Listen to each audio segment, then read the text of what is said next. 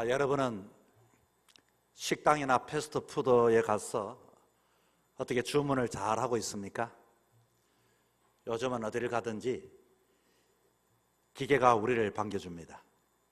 디지털 세대는 어떤 키오스크든 그럭저럭 젊은 사람들은 잘 사용할 수 있지만 만 50대 후반부터 아날로그 세대들은 기계 사용법을 아주 잘 사용하지 못하여 난감해할 때가 많이 있습니다.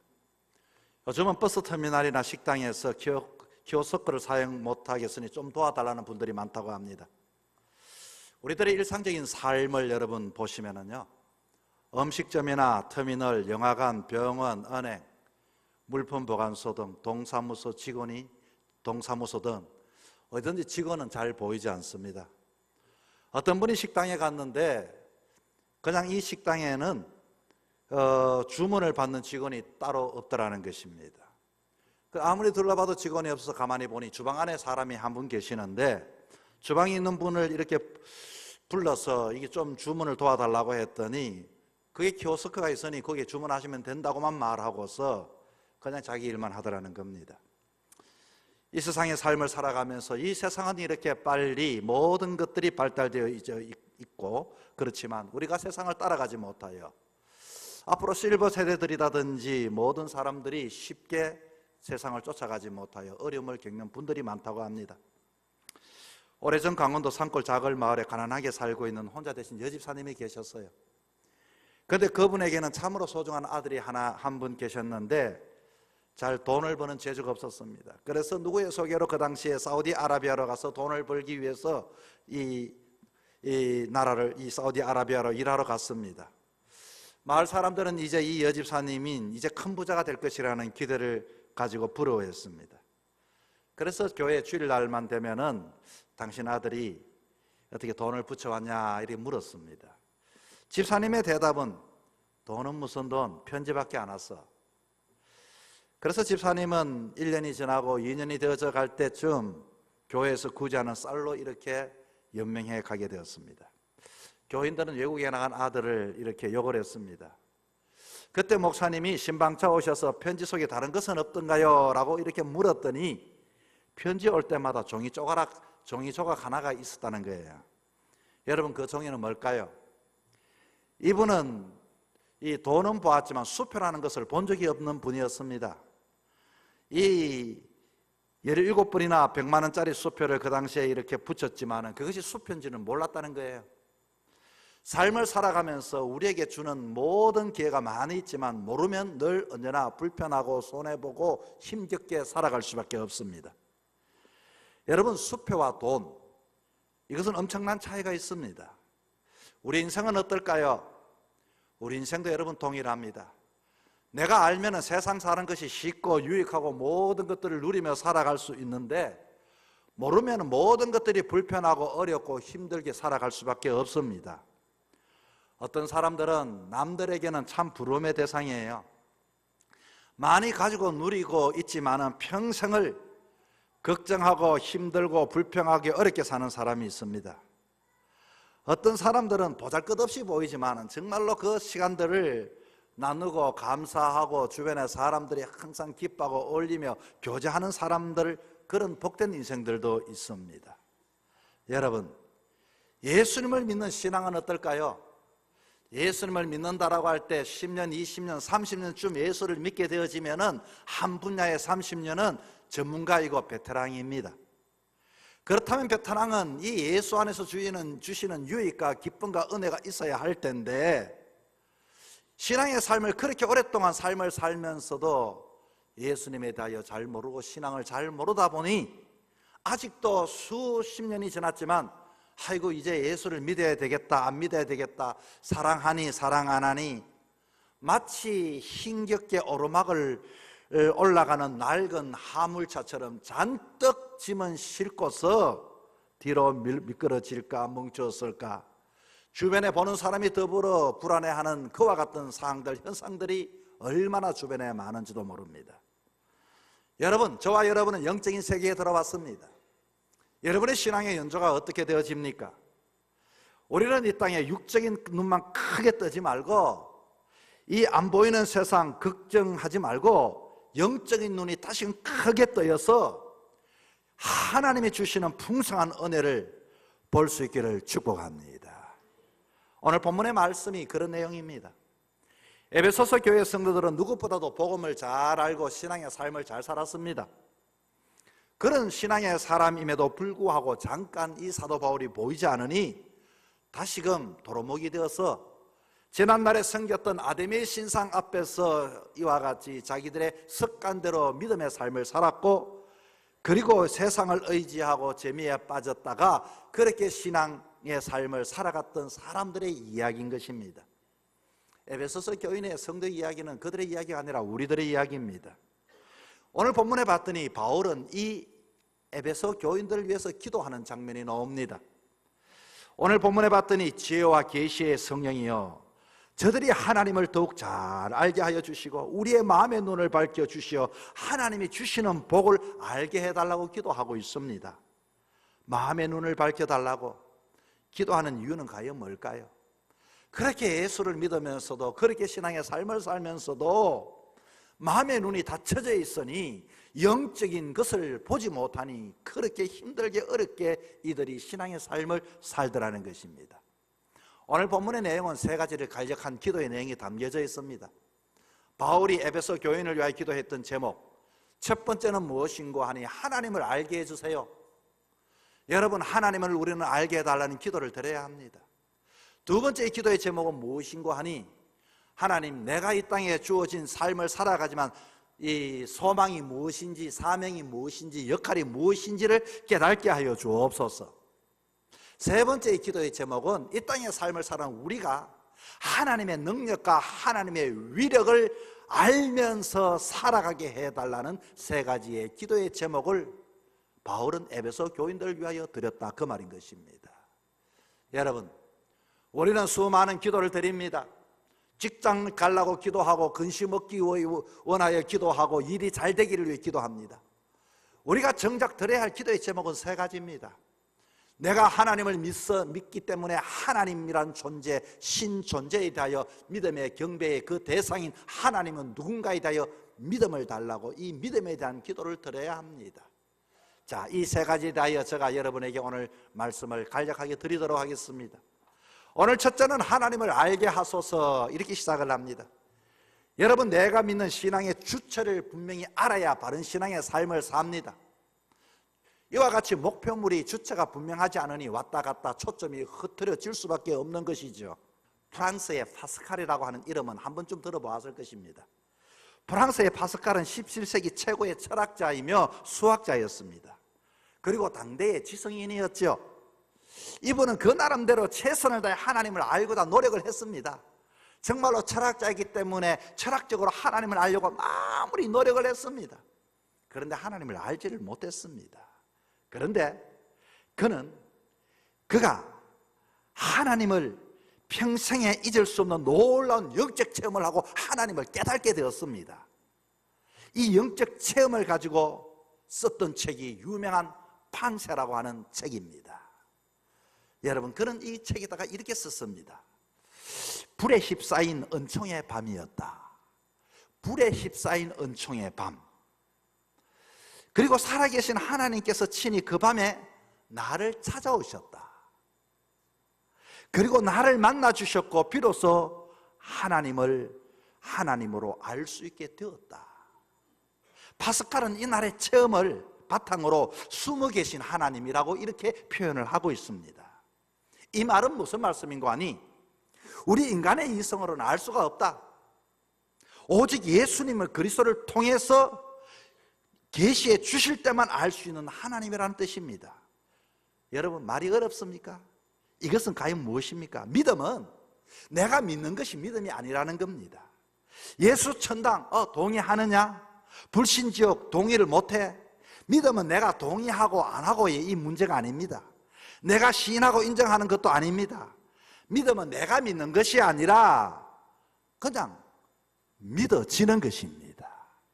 사람이 마음으로 믿어 의에 이르고 입으로 시인하여 구원에 이르노니, 로마서 10장 10절의 말씀에 마음으로 믿으라고 하는 믿는다라고 말하는 것은 내가 능동적으로 믿는 것이 아니라 나도 모르게 그것이 믿어져 버렸다는 것입니다.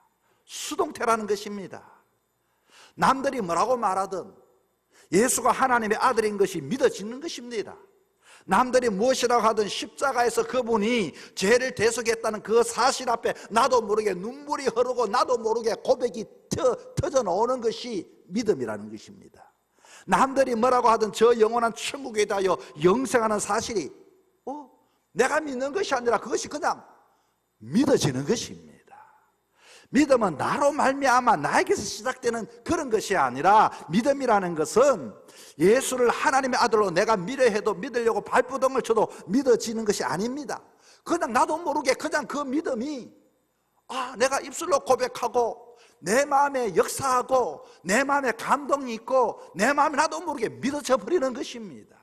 예수 믿으면서 여러분 그런 체험이, 그런 은혜가 여러분에게 임하기를 축원합니다. 여러분 어떻게 그런 것이 가능할 수 있겠습니까? 어떻게 믿어집니까?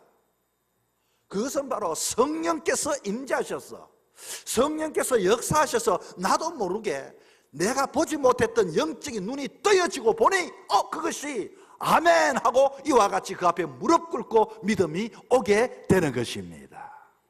그때부터는 하나님이 어떤 하나님으로 보입니까? 우리는 때로는 기도 드릴 때가 있죠. 저도 기도 드릴 때가 많습니다. 제가 하나님 앞에 소원했던 그때도 바로 이 문제 때문에 주님 앞에 무릎을 꿇었습니다. 주님, 이제 어떻게 하면 좋아요?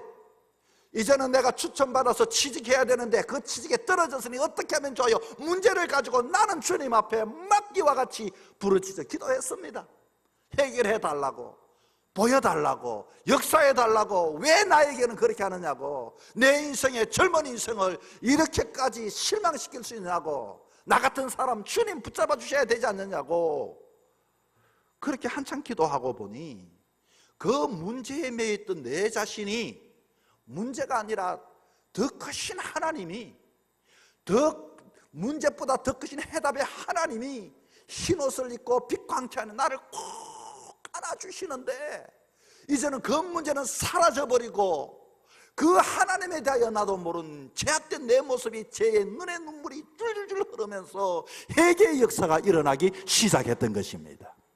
여러분, 믿음은 정말로 내가 믿는 것이 아니라 하나님이 나에게 임재하셔서 성령이 역사하셔서 내가 모르는 영안의 눈이 열려지고부터는, 그때부터는 이 문제가 내 인생의 모든 것이 아니라 주님이 내 안에 가득 차게 되어질 때 죄된 내 인간의 모습이 발견되어지고 주님 믿습니다 하면서 통곡하며 지난날에 썰어왔던 죄악을 헤아리기 시작하며 회개하기 시작하게 되어졌던 것입니다.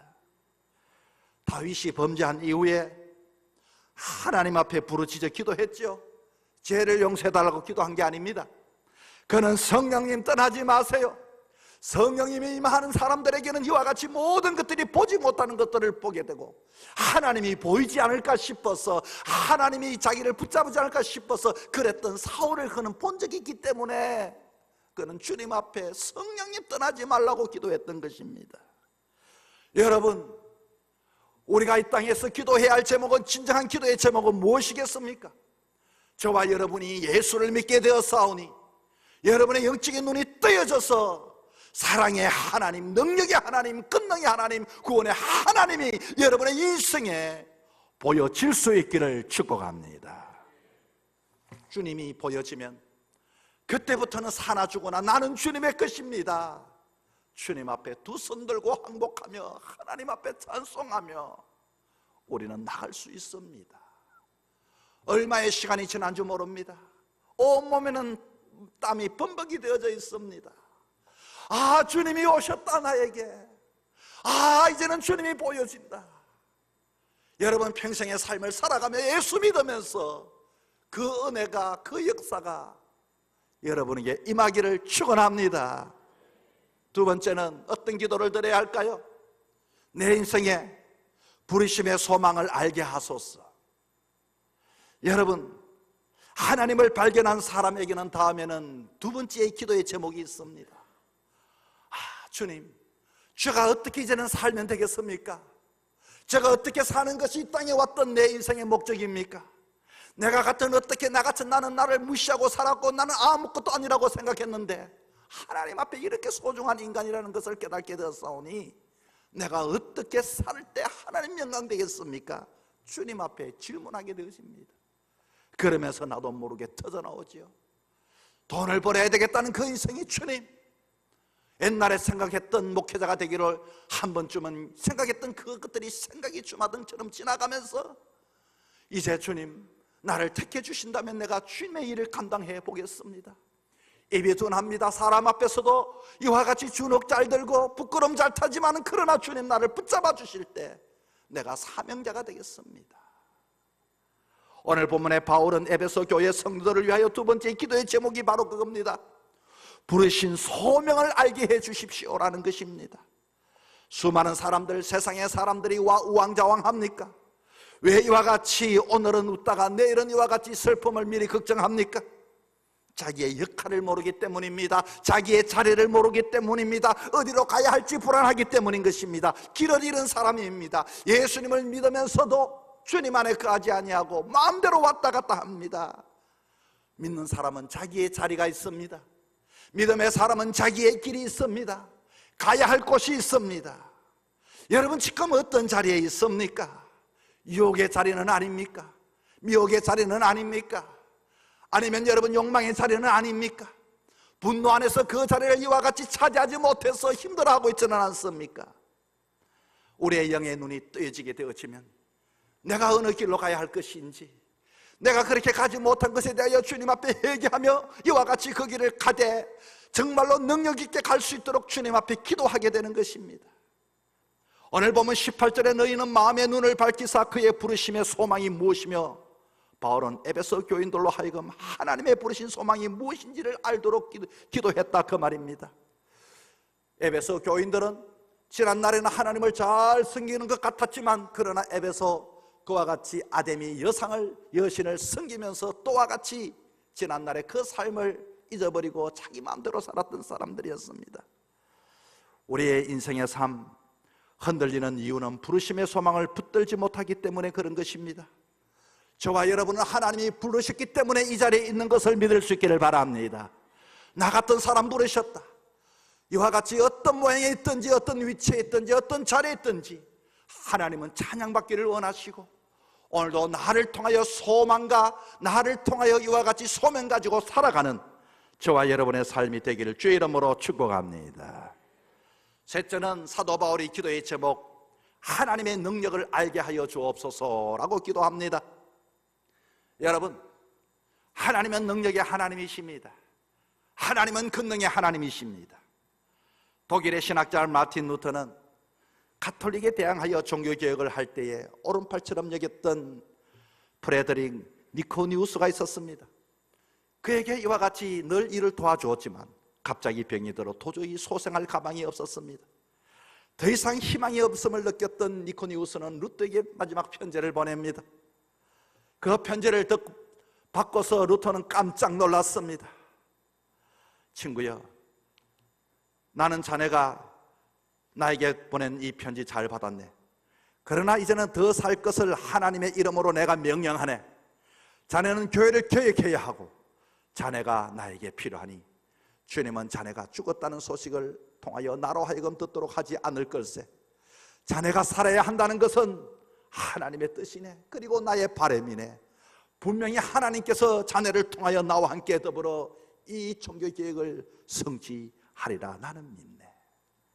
임종을 앞둔 니코니우스는 루터의 편지를 내용을 전해 듣고 이와 같이 다시금 소생하여 루터의 확신에 찬 기도와 믿음으로 죽음으로부터 이길 수 있고 그 후로 6년 동안 루터를 도와서 종교개혁에 힘을 보탰던 사람인 것입니다.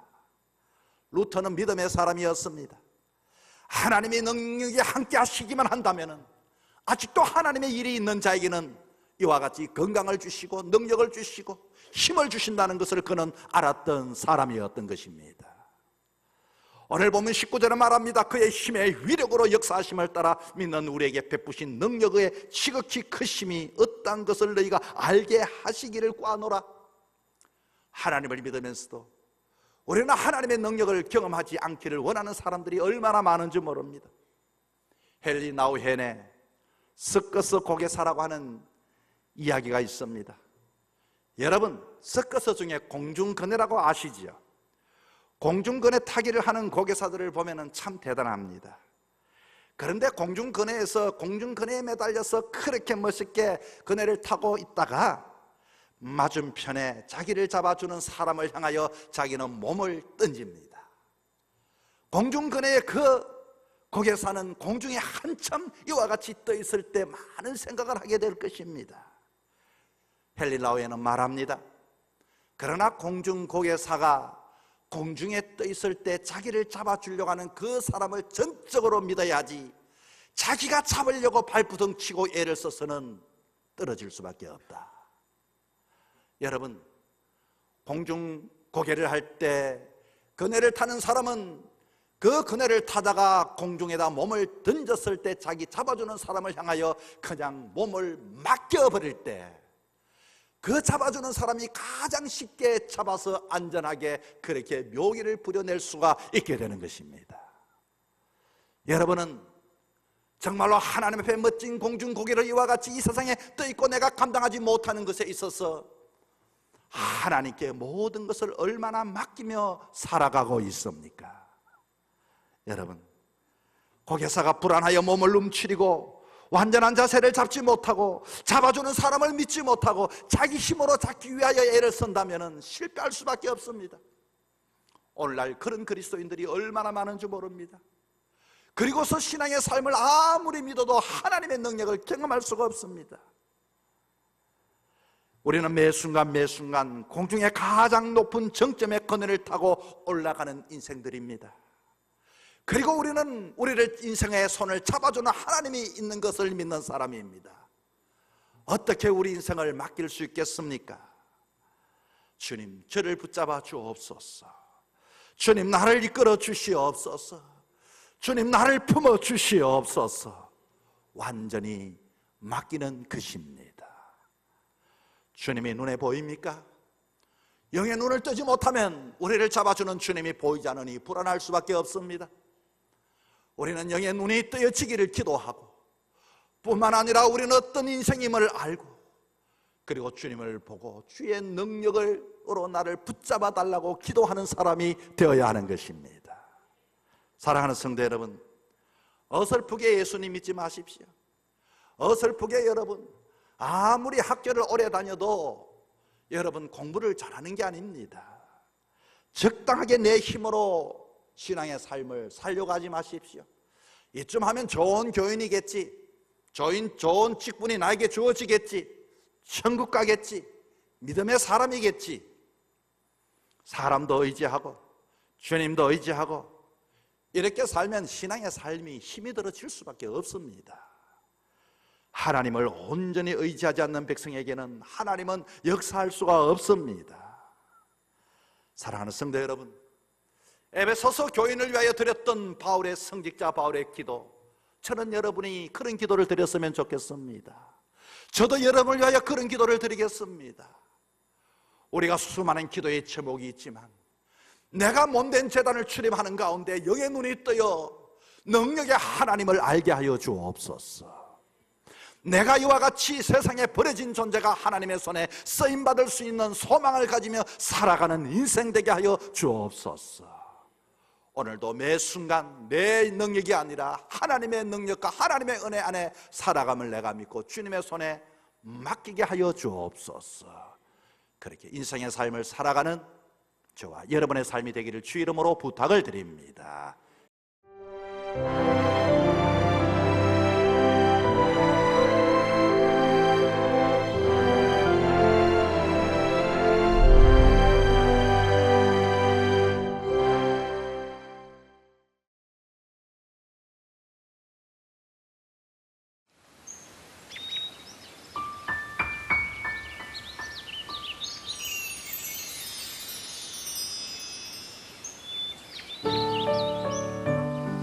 생명을 살리는 방송 CBS TV